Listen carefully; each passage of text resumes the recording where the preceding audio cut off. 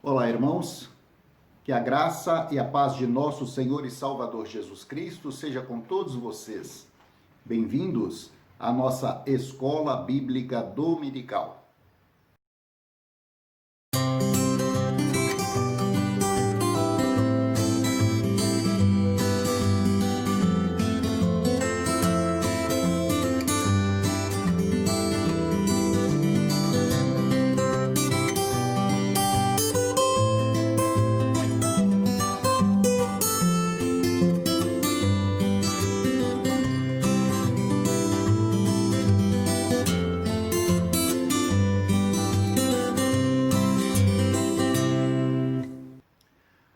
Nós estamos no quarto trimestre do ano de 2020, essa é a lição de número 31, e o tema é Avivamento Espiritual da Igreja. Antes de nós darmos início, vamos fazer a nossa oração. Senhor, em nome de Jesus, nós viemos à tua santa presença, fazemos confissão dos nossos pecados, dos nossos erros e das nossas falhas, mas nós te clamamos, Pai, pelo sangue precioso que Jesus derramou na cruz, e nós pedimos, Senhor, perdoa os nossos pecados, falhas e erros. Nos purifica, nos santifica, nos cura, meu Deus, e nos conduza pelo teu Santo Espírito a essa aula que nós vamos ter da nossa Escola Bíblica Dominical. Que o teu Espírito tenha liberdade no nosso meio e nos ensine. E desde agora, Senhor, nós te agradecemos em nome do Pai, do Filho e do Santo Espírito de Deus. Amém. Amém? Glória a Deus. Lição 31, Avivamento Espiritual da Igreja. Os objetivos gerais dessa lição são descrever as 3 virtudes do cristianismo, saber que o avivamento é uma intervenção divina na vida da igreja e que esta se dará até a volta do Senhor, e refletir sobre a necessidade de o cristão manter-se renovado pelo Espírito Santo até o arrebatamento da igreja. O texto base está em 1 Tessalonicenses, capítulo 1, versículo 5, que diz assim: porque o nosso evangelho não foi a vós somente em palavras, mas também em poder e no Espírito Santo. Amém? Glória a Deus. A verdade prática da lição: o avivamento espiritual da igreja deve ser preservado para que ela prossiga renovada no Espírito e permaneça dinâmica em sua missão na terra. Então, a lição já nos remete logo de início, a essa verdade, que o evangelho, ele não pode apenas e tão somente ser algo que se resume em palavras, mas sim no poder de Deus. Tem que haver transformação de vidas.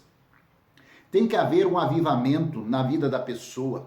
A pessoa tem que ter um encontro real com o Senhor Jesus, não é? Se a pessoa tinha maus hábitos, não é? Ela deve deixar esses maus hábitos, e não por imposição, mas pelo próprio Espírito que, uma vez agindo na vida da pessoa, transforma de uma tal maneira que, como eu disse em algumas outras ocasiões, pessoas que às vezes conheciam aquela pessoa antes do encontro dela com Jesus e depois haviam, alguns dias depois do encontro dela com Jesus, simplesmente não a reconhecem. Por quê? Porque há uma transformação, há uma renovação, a pessoa nasce de novo, muda os seus hábitos, muda a sua aparência, muda o seu palavreado. Tudo isso, irmãos, faz parte desse avivamento que é dado pelo Espírito Santo de Deus, o qual nós vamos ver nessa lição em nome de Jesus. Amém? A verdade prática da lição é: o avivamento espiritual da igreja deve ser preservado para que ela prossiga renovada no Espírito e permaneça dinâmica em sua missão na terra. Aleluia.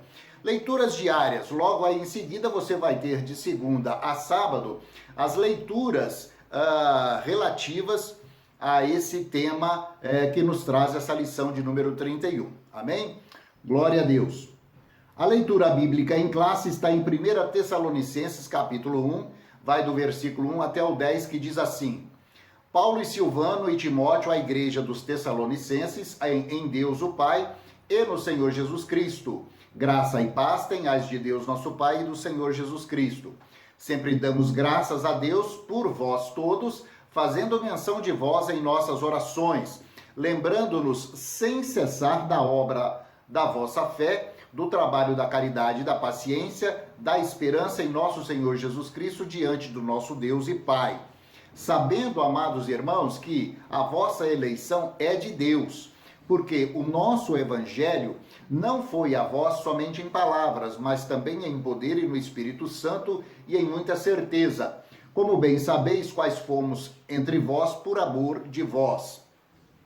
E vós fostes feitos nossos imitadores e do Senhor, recebendo a palavra em muita tribulação com gozo no Espírito Santo, de maneira que fostes exemplos para todos os fiéis da Macedônia e Acaia. Porque por vós soou a palavra do Senhor, não somente na Macedônia e Acaia, mas também em todos os lugares a vossa fé para com Deus se espalhou de tal maneira que já dela não temos necessidade de falar coisa alguma, porque eles mesmos anunciam de nós qual a entrada que tivemos para convosco e como dos ídolos vos convertestes a Deus para servir ao Deus vivo e verdadeiro, e esperar dos céus ao seu Filho, a quem ressuscitou dos mortos, a saber, a Jesus que nos livra da ira futura. Glória a Deus. Então o texto, o apóstolo Paulo está se dirigindo à igreja dos Tessalonicenses, não é? A igreja de Tessalônica, e exaltando a sua fé, o seu avivamento, a presença constante do Espírito Santo de Deus naquela igreja, que é justamente o que nós devemos buscar na nossa igreja nos dias de hoje. A direção do Espírito Santo de Deus em todos os sentidos e em todos os momentos. Amém? Aleluia! Interagindo entre nós. Durante as nossas aulas dominicais, desfrutamos da bendita e poderosa ação do Espírito Santo sobre as nossas vidas.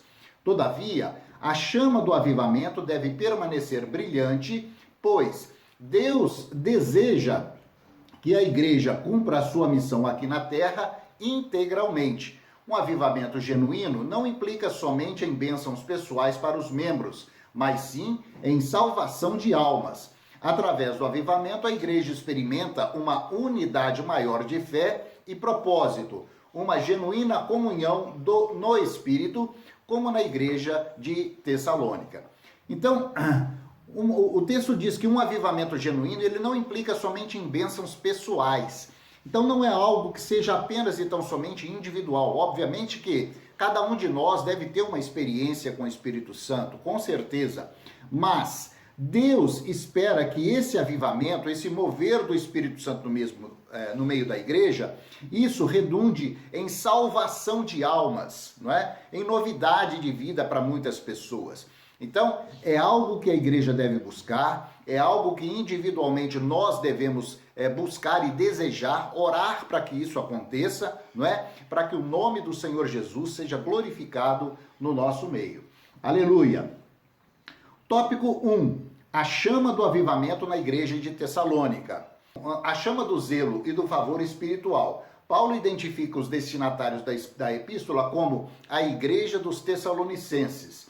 Ele difere no endereçamento quando ele diz dos Tessalonicenses e não aos Tessalonicenses, indicando que aquela igreja tinha uma identidade própria, ou seja, desde o seu nascimento, o zelo, o fervor espiritual daqueles cristãos era uma marca que os caracterizava. Você veja, irmãos, que a igreja avivada ela tem uma marca própria. Então ela passa a ser conhecida não só no bairro, mas até mesmo no meio cristão de uma maneira geral, como a igreja fulana de tal, é a PIBPAN, é a primeira igreja batista do Jardim Pan-Americano, aquela igreja avivada, aquela igreja onde nós ouvimos dizer muitas vezes que o Espírito Santo está sempre fazendo obra maravilhosa no meio do povo, onde há sempre um avivamento, onde acontecem curas maravilhosas, onde Deus prospera o seu povo, onde Deus abençoa, onde Deus realmente se mostra presente com a sua mão forte, onde Deus guarda a vida das pessoas, dos membros da igreja e aonde há aquele avivamento. Então você veja que a igreja de Tessalônica, ela era, não é? Ela era lembrada pelo apóstolo Paulo como a igreja dos Tessalonicenses, e não a igreja aos Tessalonicenses, não é? Então não era a igreja de um povo todo, mas era uma igreja específica, assim como toda igreja realmente avivada, toda igreja que tem o Espírito de Deus deve ser conhecida como aquela igreja onde o fogo do Senhor realmente ele permeia ali o meio do povo e onde durante os cultos acontece aquele avivamento e aquela bênção sendo derramada, amém? Em nome de Jesus. 2, a chama da fé ativa. Aqui nós vemos que a igreja creu e desenvolveu uma fé dinâmica e crescente. A vossa fé cresce muitíssimo. Nesse texto estão 3 grandes virtudes do cristianismo: a fé, o amor e a esperança. A expressão a obra da vossa fé, que está no versículo 3 que nós lemos, não se contrapõe à justificação pela fé. Essa obra aí não é um ato de justiça que justifica o homem diante de Deus. Na verdade, a obra da fé se refere ao desempenho espiritual do cristão pela fé depois de salvo, né? Então, qual é a performance espiritual daquela pessoa, né? O que ela faz? O que mudou na vida dessa pessoa depois que ela foi avivada pela chama da fé ativa? Né? O que aconteceu com aquela igreja? Qual foi o diferencial a partir do momento que o Espírito Santo, não é, veio de uma forma poderosa no meio daquela igreja? Qual foi o tipo de transformação que aconteceu na vida das pessoas? Você nota, irmãos, claramente que existe uma diferença entre uma igreja avivada, uma igreja onde a chama da fé é ativa, não é? E uma igreja morna. Uma igreja onde você entra, não é, para assistir um culto e você não sente a unção, a presença do Senhor. Fica parecendo aquela reza, aquela mornidão. E nós sabemos bem o que o Senhor, não é, adverte lá no Apocalipse com relação à mornidão dentro da igreja. Nós devemos ser uma igreja realmente onde a chama da fé seja ativa no nosso meio. Amém? Glória a Deus. 3, a chama do amor em ação. Trabalho do vosso amor. Não se trata de um amor filantrópico, mas do amor gerado pelo Espírito Santo como fruto do Espírito. Não é apenas de um ato de amor, mas do trabalho contínuo a favor do Evangelho de Cristo. Queridos, quando a gente fala de amor, muitas das vezes a pessoa confunde isso como caridade, né? Como um ato de caridade. É óbvio que num ato de caridade está intrínseco ali o amor da pessoa por aquela vida, por aquela pessoa que está passando por um momento ruim. E nós já vimos em outras aulas aqui que é fundamental que a igreja tenha, não é, de uma forma ativa o seu departamento de ação social. Isso aí é condição sine qua non, isso aí todos nós sabemos, né? Mas o amor que trata aqui da lição agora, ele vai além disso. Não é? É o amor ágape, é o amor que realmente o Espírito Santo tem por todas aquelas pessoas que estão perdidas ainda sem o conhecimento de Cristo Jesus. E esse amor deve permear o coração daqueles, não é, que realmente fazem parte dessa igreja avivada. O amor ágape, o amor por aquelas pessoas que não têm o conhecimento de Jesus e que, se não tiverem esse conhecimento, correm seriamente o risco de não terem a sua salvação em Cristo Jesus. Então, queridos, esse amor em ação que estava na igreja de Tessalônica deve estar na nossa igreja, deve estar no nosso espírito, no nosso coração, e nós devemos desenvolver esse amor ágape pelo nosso próximo, levar o conhecimento das Escrituras, dizer a eles que não existe mais a necessidade, não há mais a necessidade deles estarem debaixo do controle do pecado. Por quê? Porque Jesus Cristo já carregou na cruz, não é, todos os nossos pecados, todas as nossas enfermidades, todas as nossas dores, não é? A palavra do Senhor diz que o castigo que nos traz a paz estava sobre ele. Pelas suas pisaduras nós fomos sarados. Então nós temos que absorver essa verdade. Nós temos que desenvolver em nós o amor ágape, que é o amor do Espírito Santo, o amor pelo próximo. E nunca, em momento algum, deixarmos de evangelizar, porque essa é a função básica da igreja, levar o conhecimento do evangelho, não é, ao próximo, amém? Aleluia! 4, a chama da esperança. A frase paciência da esperança tem a ver literalmente com resistência, constância, perseverança perseverança da esperança. Só tem essa esperança quem sabe esperar em Deus. Aquela igreja enfrentou perseguições e adversidades, no entanto, o apóstolo a elogia pela capacidade que teve de manter acesa a chama da esperança. É nas adversidades que devemos manter a esperança, pois temos realmente o que esperar segundo as promessas de Deus. Hebreus 10, 23 diz assim: fiel é o que prometeu. Então, luta, perseguição, dissabores, né? Batalhas na vida, tanto pessoais quanto coletivas dentro da igreja, acontecem sem dúvida. Mas, no meio da tribulação, inclusive o mundo hoje está mergulhado, né, na tribulação, todos sabem por conta de quê? A luta que está sendo travada, né, contra esse vírus que tem ceifado a vida de tantos, né? Nós devemos, como igreja de Jesus Cristo, manter viva a chama da nossa esperança. Qual é a nossa esperança? Cristo Jesus. Os nossos olhos estão colocados no Senhor, não é? O salmista diz assim: eleva os meus olhos para os montes, não é? De onde me virá o socorro? O meu socorro vem do Senhor que criou os céus e a terra. Aleluia. Então, a nossa esperança, o nosso socorro vem do Senhor. Então, queridos, é não colocar os olhos nas lutas, é não colocar a sua atenção nos dissabores, na agonia, na tristeza, no choro, na dor. A Bíblia diz que o choro pode durar uma noite, mas a alegria vem pela manhã. Então, queridos, é tempo de nós renovarmos a nossa esperança no Senhor. É tempo de nós experimentarmos um avivamento na nossa igreja. É tempo de nós experimentarmos um avivamento na nossa vida pessoal, no nosso ministério, no nosso relacionamento com Deus. É tempo de nós nos consagrarmos. É tempo de nós abrirmos oração, jejum, consagração. É tempo de nós buscarmos a face do Senhor.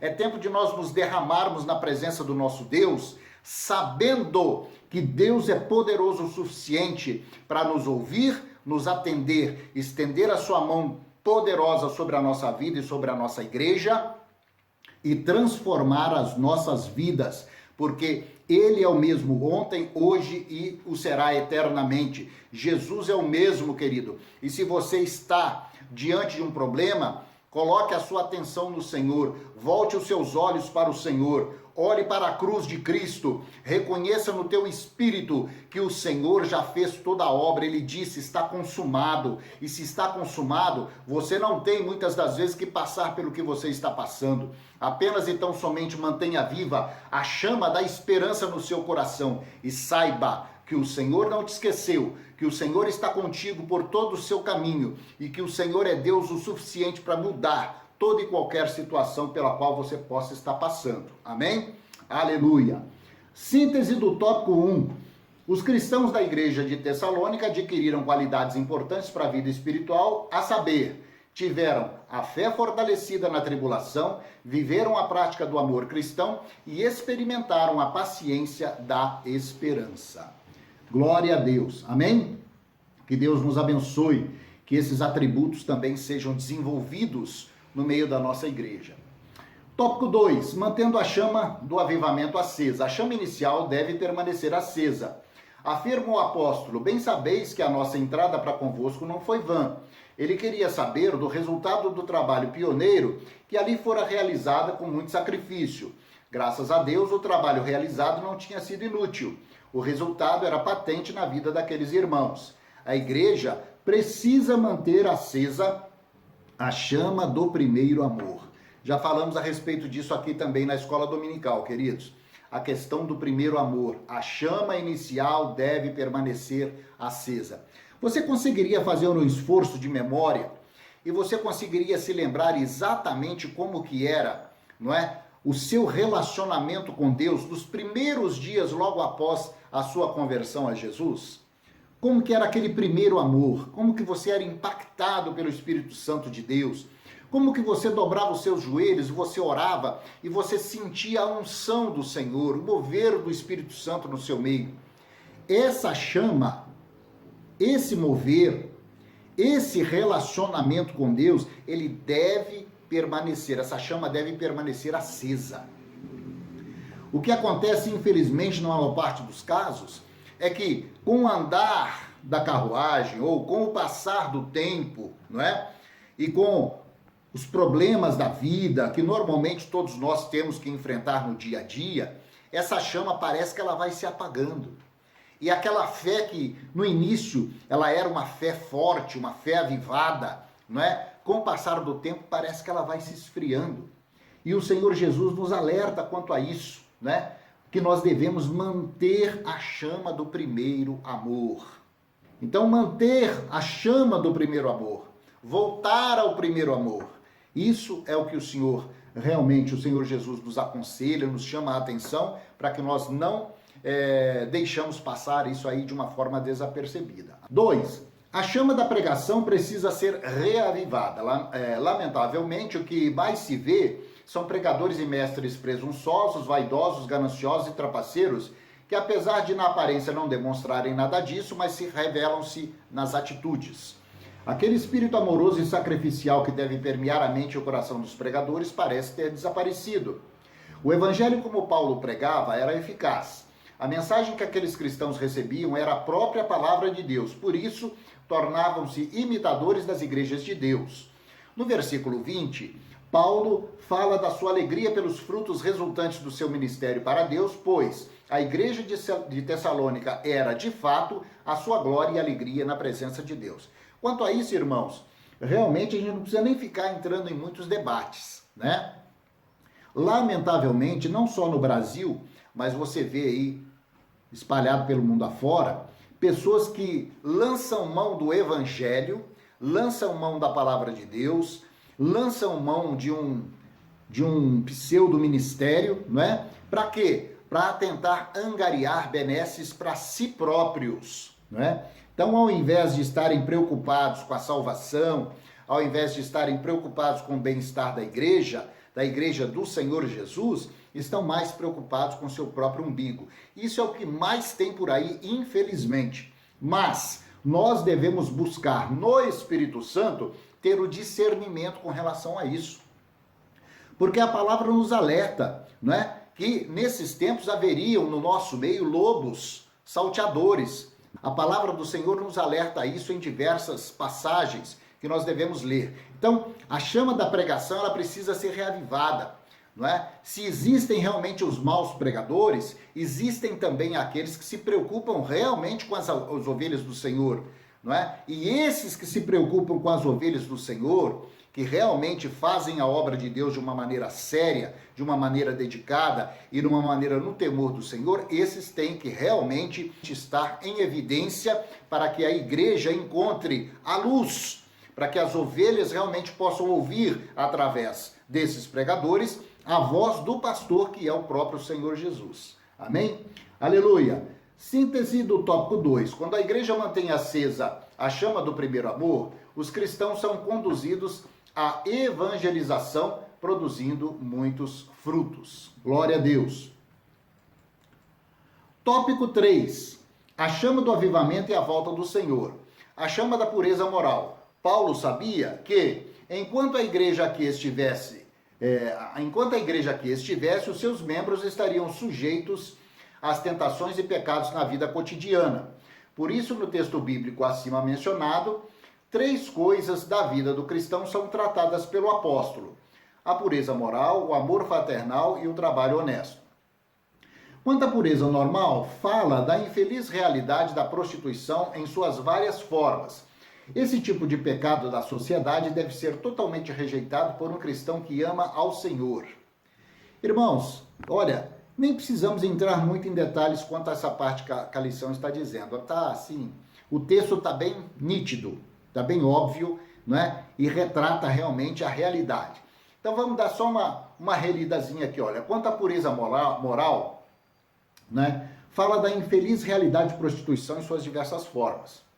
Esse tipo de pecado deve ser totalmente rejeitado por um cristão que ama ao Senhor. Então não tem esse negócio, meu irmão. Eu sou de Jesus, mas eu não consigo sair fora desse ou daquele pecado. Ora, meu irmão, nós não podemos brincar de evangelho nem brincar de igreja. Existem pessoas aí fora que nós temos ouvido, né, que porque determinada pessoa, determinados grupos de pessoas não conseguem, ou não querem, ou não desejam, ou não se esforçam em abandonar um determinado tipo de comportamento errado que a Bíblia condena, não é?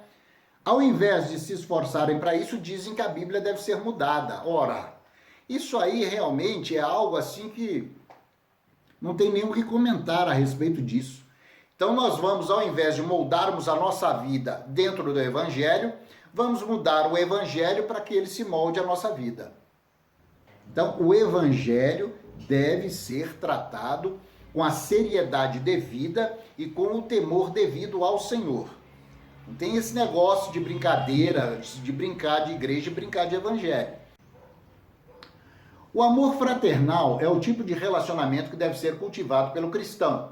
E sobre a prática do trabalho honesto, devemos evitar atitudes que desabonem a nossa conduta ou representem engano, negligência e irresponsabilidade nas nossas atividades diárias. Então, assim, sermos pessoas honestas, trabalhadoras, direitas, pessoas que respeitam o próximo e que não colocam o Evangelho de Jesus em escândalo. Amém? Corrigindo conceitos equivocados. Paulo soubera que, entre os cristãos de Tessalônica, propagavam-se equívocos doutrinários referente à situação dos mortos em Cristo Jesus e acerca da volta do Senhor. A liderança da igreja tem a responsabilidade de esclarecer doutrinariamente os enganos dos cristãos, bem como seu desconhecimento das doutrinas vitais da Bíblia. Foi justamente aquilo que Paulo fez. Não quero que sejais ignorantes acerca dos que dormem. Está no versículo 13. Então olha que interessante o que a lição fala aqui nesse subtópico 2. Corrigindo os conceitos equivocados. Diz assim: a liderança da igreja tem a responsabilidade de esclarecer doutrinariamente os enganos dos cristãos, né? Bem como o seu desconhecimento das doutrinas vitais da Bíblia. Responsabilidade de esclarecer é função da liderança. Então, se eu tenho um grupo de cristãos que estão sob a minha liderança na igreja e um tema como esse que nós acabamos de falar no tópico anterior acontece, alguém tenta inserir no seio da igreja uma doutrina estranha ao Evangelho, né? Dizendo, por exemplo, que não, temos que, né? Vamos interpretar de outra maneira, não é bem assim que a coisa acontece. Ora, a liderança tem a responsabilidade de esclarecer, não é? Dentro do ponto de vista doutrinário, os enganos dos cristãos. Então, nós temos que realmente rejeitar a toda doutrina estranha. A Bíblia diz que se até mesmo um anjo descer do céu na nossa frente e nos apresentar um outro evangelho que não seja esse, que seja anátema, maldição, rejeita, querido, em nome de Jesus. Declara: eu sou de Cristo, eu não vou arredar pé e não tem doutrina estranha que vai querer entrar na minha vida para tentar transformar o meu pensamento. Eu vou ser fiel ao Senhor até o final. E naquele dia você vai receber a sua coroa em nome de Jesus. Não é? Então, prestar muita atenção com tudo aquilo que ronda a igreja.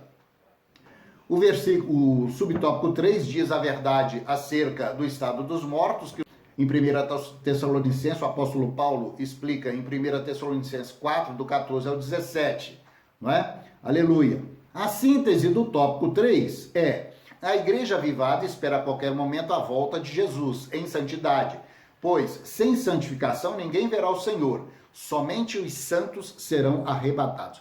Olha a seriedade e a profundidade desse pensamento. Somente os santos. Santo não é aquela imagem de escultura. Santo é aquele separado. Santo é aquele que é consagrado ao Senhor. Santo é aquele que realmente se dedica ao Evangelho, que se coloca sujeito debaixo da autoridade do Senhor. A lição nos adverte aqui, somente os santos serão arrebatados. Então nós temos que ter essa visão, que naquele glorioso dia, quando o Senhor Jesus vier buscar a sua noiva deve estar sem mácula, sem ruga, não é? Sem mancha, deve ser santa, não é? Deve ter a unção com óleo da alegria, deve ser ungida, com o perfume do Senhor, e não manchada pelo pecado.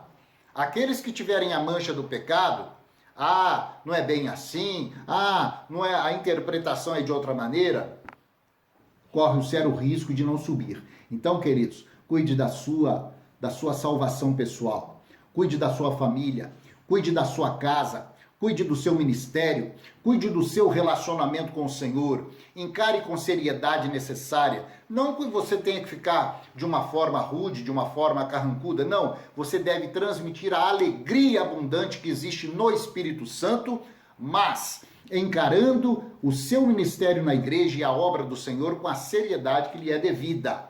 Então, quando você faz isso, você transmite a alegria para as pessoas, ganha as pessoas para Cristo através do seu testemunho pessoal e você busca a sua santidade até aquele glorioso dia onde todos nós subiremos com Cristo nas nuvens. Amém? Aleluia. Concluindo, nessa lição nós destacamos o fato de todos os valores doutrinários da Bíblia continuam tão atuais quanto foram no passado. Lógico, a Bíblia é atemporal. O papel da igreja hoje é manter acesa a chama do avivamento espiritual para preservar os ensinos e os valores bíblicos. Amém? Aleluia. Logo a seguir, você tem aí os exercícios para nós refletirmos, que são aqueles joguinhos de perguntas e respostas, onde você vai refletir a respeito desse tema tão relevante que nos trouxe a lição de número 31, que fala sobre o avivamento espiritual da igreja. Amém? Glória a Deus. Vamos orar? Senhor, em nome de Jesus, nós te louvamos, te agradecemos, meu Deus, por essa lição de número 31, por esse tema relevante sobre o avivamento espiritual da igreja. Nós oramos, Pai, e nós te clamamos que haja esse avivamento no nosso meio, que o teu Espírito Santo tenha sempre liberdade no meio da nossa pipipã, no meio do nosso povo, no meio dos nossos pastores, no meio da nossa liderança, no meio de todo o povo, Senhor, que frequenta a igreja, para que esse avivamento seja constante no nosso meio. Leva-nos, meu Deus, a experimentar desse avivamento, que a chama do teu Espírito esteja ardendo na nossa vida, no nosso espírito, todos os dias, Pai, e que nós tenhamos sempre o temor do Senhor guardado no nosso coração e que nós possamos nos preservar santos até aquele glorioso dia onde o Senhor vier buscar, meu Deus, a sua noiva, a sua igreja, e nós vamos subir contigo, ó Deus, e vivermos contigo para a glória de Deus. Amém? Glória a Deus, aleluia, aleluia, aleluia. Louvado seja o nome do Senhor. Amém? Queridos, olha, glória a Deus, esse tema é maravilhoso. O avivamento espiritual deve ser algo que nós devemos buscar constantemente, através da leitura diária da Bíblia Sagrada, através das nossas orações, das nossas consagrações, através de um jejum, através realmente de um tempo dedicado a Deus. Então, não deixe passar isso desapercebido na sua vida. Busque a Deus todos os dias, se consagre, leia a sua santa palavra, trabalhe na obra de Deus, trabalhe com temor, com respeito, com sujeição, se sujeite às autoridades constituídas sobre a sua vida, dentro da igreja, fora dela. Seja uma pessoa realmente de Deus, com testemunho da sua vida pessoal. Não apenas então somente você vai dizer que você é cristão, mas você vai mostrar para aqueles que estão fora que realmente Cristo habita em você, que o Espírito Santo de Deus se move através da sua vida e que o avivamento espiritual da igreja é uma constante através de você. Amém? Louvado seja o nome do Senhor. Queridos, eu quero dar alguns recados agora no final da nossa aula, porque nós já estamos aí chegando ao final do ano letivo de 2020, não é? Essa semana eu devo colocar nos grupos da Escola Bíblica Dominical e também no grupo da Intercessão, eu devo colocar ali a prova, não vamos chamar de prova, um número de umas 10 perguntas aproximadamente, que vai ser um pequeno teste de conhecimento sobre tudo aquilo que nós falamos ao longo desse semestre, né? Nós iríamos fazer a nossa confraternização de final de ano, como fizemos anteriormente, mas por conta dessa pandemia, não é? Nós achamos por bem fazer de uma forma virtual, assim como está sendo as nossas aulas. Portanto, eu vou colocar ao longo da semana o teste, as perguntas para que você possa responder, você vai devolvê-las para mim, né? E depois eu vou encaminhar para vocês também via WhatsApp o certificado de conclusão da nossa Escola Bíblica Dominical nesse ano de 2020, amém? Posteriormente a isso, a Escola Bíblica Dominical entra em férias e retorna na segunda quinzena de janeiro, amém? Aleluia, glória a Deus. Erga suas mãos, que a graça de nosso Senhor Jesus Cristo, o grande amor de Deus o Pai, as ricas e maravilhosas consolações do Santo Espírito da promessa sejam hoje, agora e para sempre sobre a sua vida e sobre a sua casa. Eu te abençoo e eu te envio para que você viva um restante de final de semana e uma semana nova pela frente, cheia com a graça, com a misericórdia, com a paz do Senhor Jesus na sua vida e na sua casa. E também cheio com o avivamento espiritual da igreja na sua vida pessoal e na sua casa. Eu te abençoo em nome do Pai, do Filho e do Santo Espírito de Deus. Amém. Amém.